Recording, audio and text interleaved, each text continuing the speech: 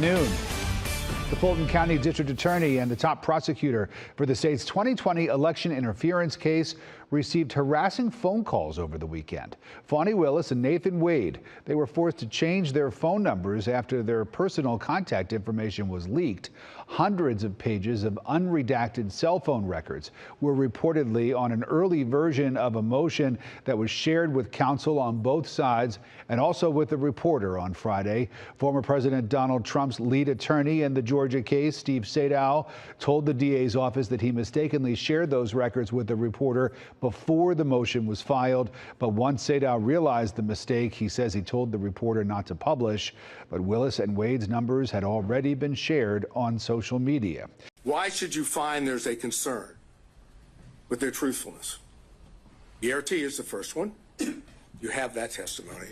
But then we go to what is the most obvious indication that Willis and Wade were not truthful on the point of timing, and that's Bradley.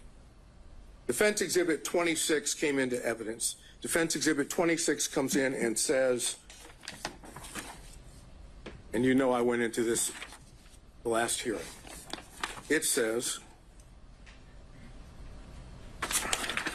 that on January the 5th, 2024, at approximately 9:49 a.m., there's text messages that are exchanged between Ms. Merchant and Mr. Bradley.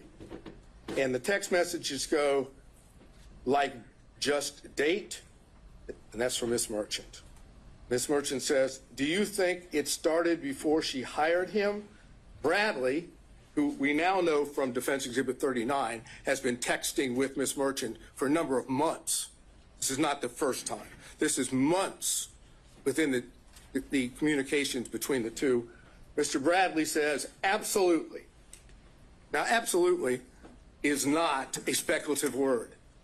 That's not speculation. That's a definitive statement. And Bradley then, unprompted, says this. And unprompted is important. It started when she left the DA's office and was a judge in South Fulton. It goes on, Ms. Merchant says, she liked it started when she left the DA's office with the appropriate emoji or whatever one would call it to say it was liked. And then Mr. Bradley say they met at the municipal court CLE conference. Again, unprompted. He's now definitively telling Ms. Merchant when this relationship started. Ms. Merchant says, that's what I figured when he was married.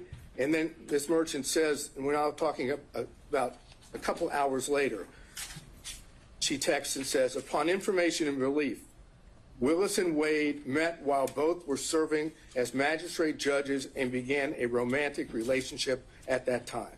And Mr. Bradley responds, no, municipal court. Thank you. Doesn't say it didn't start then. He doesn't suggest that she's wrong other than magistrate court municipal. Now we have that, and it's in evidence. And what does Bradley do? He knows that he's put himself in a position that if he testifies truthfully on the witness stand, Your Honor is in a position to be able to find, if you choose to, that both Willis and Wade lied. So what does Bradley do? Look, you were an assistant U.S. attorney. You know how this works when you have witnesses in this situation. Mr. Bradley did everything he could possibly do to evade answering questions. No recollection, couldn't remember, it was speculation. Anything he could possibly say that would cause, Your Honor, not to believe that Bradley knew when this relationship started.